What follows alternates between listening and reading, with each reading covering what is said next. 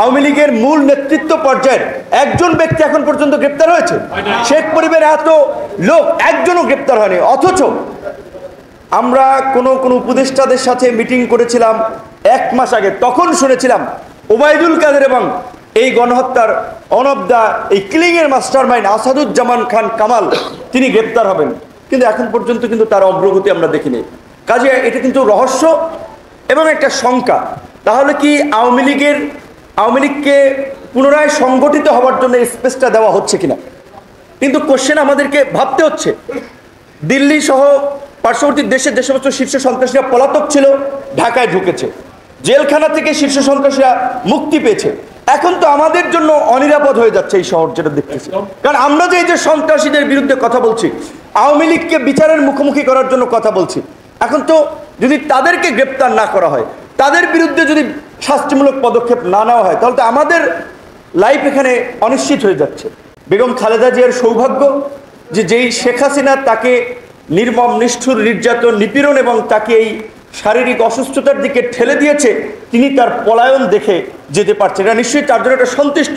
তার একটা বিখ্যাত কথা সম্ভবত ইঞ্জিনিয়ারিং ইনস্টিটিউটের প্রোগ্রামে বলেছিলেন, এই আওয়ামী লীগকে আমরা পচতে দিয়েছি, এমন পচা পচবে, এমন দুর্গন্ধ ছড়াবে যে আওয়ামী লীগ আর মানুষের কাছে গ্রহণযোগ্য থাকবে না। আজকে দেখেন তাই হয়েছে। যারা এই রকমের একজন যে কোনো মানুষ এরকম একটা নেতৃত্ব পর্যায়ে থাকে, তাদের যে কিছু ভীষণ থাকে, দূরদৃষ্টি থাকে, সেটা বেগম খালেদা জিয়ার এই কথাটা প্রমাণিত। যে আজকে দেখেন সেই আওয়ামী লীগ শেখ মুজিবের কন্যা, এত তার দাম্ভিকতা, এত অহংকার যে তিনি টেলিভিশন দিয়েছেন, তিনি 18 কোটি মানুষকে খাওয়ান, তিনি দেশ ছাড়েন না, কত দাম্ভিকতা। শেষ পর্যন্ত পালিয়েই গেলেন।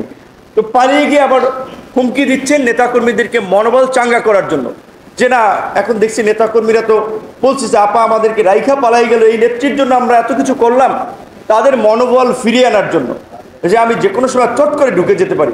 আবার আমাদের আজকের এই যে উপস্থাপক, তিনি তো পরিষ্কারভাবে বলছেন যে তিনি বুঝতে পারছেন যে আমরা তাকে ফিরিয়ে আনবো, ফিরিয়ে এনে জেলে আমরা তাকে ভরবো এবং তার সর্বোচ্চ শাস্তি হিসেবে যদি মৃত্যুদণ্ড হয়, মৃত্যুদণ্ড কার্যকর করবো। সেজন্য এখন তিনি আবার বলছেন যে আমি চলে আসবো, অর্থাৎ তাকে যে আনা হবে, কারণ তিনি তো এখন তার কোনো পাসপোর্ট নাই, তিনি বাংলাদেশ এবং ভারতের সাথে বন্দি বিনিময় চুক্তি অনুযায়ী তিনি ওখানে যে প্রক্রিয়া আছেন তাকে দেশে আসতে হবে। এবং এটা তো সব দলের দাবি। এখানে এবি পার্টির ফুয়াদ ভাই আছেন, এখানে আজকের প্রোগ্রামটা বিএনপির মুক্তিযোদ্ধা দলের, সব মানুষই তো আমরা বারবার বলছি যে শেখ হাসিনা সহ এই আওয়ামী ফ্যাসিবাদের সাথে যারা জড়িত ছিল তাদের বিচার করে ইতিহাসে দৃষ্টান্ত স্থাপন করতে হবে, যেন আর কেউ ফ্যাসিস্ট হওয়ার সব দুঃসাহস না দেখায়।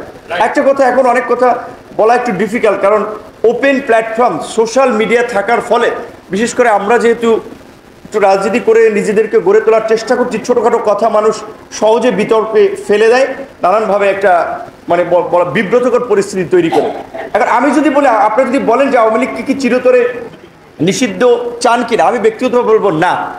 আমি আন্তর্জাতিক অপরাধ ট্রাইব্যুনালের খসড়া আইনে যে ধারাটি হচ্ছে যে 10 বছরের জন্য নিষিদ্ধ, আমি মনে করি 10 বছরের জন্য নিষিদ্ধ করা দরকার। চিরতরে যদি নিষিদ্ধ করেন, আওয়ামী লীগ নতুন রূপে ফিরবে। ইন্ডিয়ান পৃষ্ঠপোষকতা, এই দেশের যারা ইন্ডিয়ান এজেন্ট সহ আরও অন্যান্য পারিপার্শ্বিক শক্তিগুলো আছে, তাদের পৃষ্ঠপোষকতা আপনি কালকে নিষিদ্ধ করবেন, 2 বছরের মধ্যে তারা আর একটা ভাইব্রেন্ট শক্তিশালী দল হয়ে আপনার ফিরে আসবে। কারণ তাদের অন্তত 2-4 হাজার মানুষ আছে যারা 1000 কোটি টাকার মালিক। একজন টাকাওয়ালা এই কালো টাকা কেউ গ্রেপ্তার হয়েছে? আওয়ামী লীগের মূল নেতৃত্ব পর্যায়ের একজন ব্যক্তি এখন পর্যন্ত গ্রেপ্তার হয়েছে। শেখ পরিবারের এত লোক একজনও গ্রেপ্তার হয়নি। অথচ আমরা কোন উপদেষ্টাদের সাথে মিটিং করেছিলাম 1 মাস আগে, তখন শুনেছিলাম ওবায়দুল কাদের এবং এই গণহত্যার অনবদা এই কিলিং এর মাস্টারমাইন্ড আসাদুজ্জামান খান কামাল তিনি গ্রেপ্তার হবেন, কিন্তু এখন পর্যন্ত কিন্তু তার অগ্রগতি আমরা দেখিনি। কাজে এটা কিন্তু রহস্য এবং একটা শঙ্কা। তাহলে কি আওয়ামী লীগকে পুনরায় সংগঠিত হওয়ার জন্য স্পেসটা দেওয়া হচ্ছে কিনা? কিন্তু কোশ্চেন আমাদেরকে ভাবতে হচ্ছে। দিল্লি সহ পার্শ্ববর্তী দেশের যে সমস্ত শীর্ষ সন্ত্রাসীরা পলাতক ছিল ঢাকায় ঢুকেছে, জেলখানা থেকে শীর্ষ সন্ত্রাসীরা মুক্তি পেয়েছে। এখন তো আমাদের জন্য অনিরাপদ হয়ে যাচ্ছে এই শহর, যেটা দেখতেছি। কারণ আমরা যে এই যে সন্ত্রাসীদের বিরুদ্ধে কথা বলছি, আওয়ামী লীগকে বিচারের মুখোমুখি করার জন্য কথা বলছি, এখন তো যদি তাদেরকে গ্রেপ্তার না করা হয়, তাদের বিরুদ্ধে যদি শাস্তিমূলক পদক্ষেপ না নেওয়া হয়, তাহলে তো আমাদের লাইফ এখানে অনিশ্চিত হয়ে যাচ্ছে। আমরাও চাই এই ফ্যাসিস্ট শক্তিকে বিচারের মুখোমুখি করে এবং যারা এর মদত দিয়েছে তাদেরকে অনতি বিলম্বে, তাদের প্রত্যেককে যারা দেশে আছে দ্রুত সময়ের মধ্যে তাদেরকে গ্রেপ্তার করুন। আজকে বাংলাদেশের বয়স 53 বছর, অর্ধশতক পেরিয়ে গেছে। এখন পর্যন্ত মুক্তিযুদ্ধে শহীদদের প্রকৃত সংখ্যা এবং তালিকা 53 বছরের কোনো সরকার করতে পারেনি। উলফাত ভাইদেরকে আমরা অনুরোধ জানাবো, হাফিজ সাহেব আছেন, এটা যেহেতু একটা interim government, non political government, তাদের মাধ্যমে আপনারা সহযোগিতা করে মুক্তিযোদ্ধাদের একটা সঠিক এবং নির্ভুল তালিকা করেন। একই সাথে এই যে ভুয়া মুক্তিযোদ্ধা হিসেবে যারা বেনিফিশিয়ারি হচ্ছে তাদেরকে চিহ্নিত করে সঠিক মুক্তিযোদ্ধাদের উপযুক্ত সম্মান যারা এখনো অবহেলিত, বঞ্চিত, সেটি আপনারা নিশ্চিত করেন। মুক্তিযুদ্ধের যে আকাঙ্ক্ষা ছিল যে বৈষম্যহীন গণতান্ত্রিক মানবিক বাংলাদেশ বিনির্মাণ করা, যেখানে সাম্য, মানবিক মর্যাদা, সামাজিক সুবিচার থাকবে, গত 53 বছরে সেটি নিশ্চিত হয় নাই। কাজে এটাকে আপনারাই দ্বিতীয় মুক্তির সংগ্রাম বলছেন, দ্বিতীয় স্বাধীনতার সংগ্রাম বলছেন, আমরা সেটার সাথে একমত হয়ে বলছি। তাহলে এই দ্বিতীয় মুক্তিযুদ্ধের পর যেন আমরা সামাজিক সুবিচার, মানুষের মাঝে সাম্য, জাতীয় ঐক্য এবং সংহতি প্রতিষ্ঠা করতে পারি।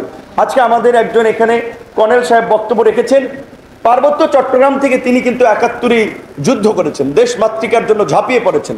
তাহলে আজকে পাহাড়কে কারা আরেকটা স্বায়ত্ত শাসনের নামে বাংলাদেশ থেকে বিচ্ছিন্ন করতে চায়, এবং এখানে সুস্পষ্ট গত 53 বছর ধরেই ভারতের মদদ রয়েছে। মণিপুর, মিজোরামে এই অস্ত্রধারী সন্ত্রাসী গোষ্ঠীগুলো ট্রেনিং নেয়, আধুনিক অস্ত্রসহ তাদেরকে সব ধরনের আপনার রসদ সরবরাহ করা হয়। তো ভারতের সাথে এই বিষয়ে আমাদের পরিষ্কার বক্তব্য থাকতে হবে, ভারত এটা করতে পারে না।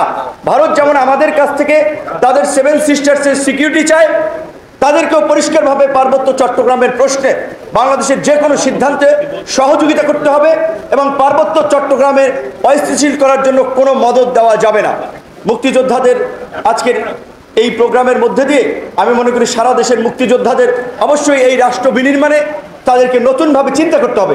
তরুণদের চিন্তার সাথে তাদের চিন্তাকে মডিফাই করে আগামীর বাংলাদেশকে গড়ে তোলার জন্য সরকারের সাথে, পরবর্তী নির্বাচিত সরকারের সাথেও কাজ করতে হবে। এইটা দুঃখজনক যে এখন পর্যন্ত মুক্তিযোদ্ধাদের সাথে সরকারের একটা অফিসিয়াল মিটিং হয় নাই, এইটা হওয়া দরকার ছিল। আমরা যতই বড় হই, আমরা তো বাপকে অস্বীকার করতে পারি না ছেলে হয়ে। মুক্তিযোদ্ধারাও জাতির শ্রেষ্ঠ সন্তান, সূর্য সন্তান, তারা না হলে তো আজকে এই দেশে দাঁড়িয়ে তো আমি এইভাবে কথা বলতে পারতাম না। আমি যে দ্বিতীয় মুক্তিযুদ্ধের লড়াই করেছি, এই লড়াইয়ের প্রেক্ষাপট রচিত হতো না।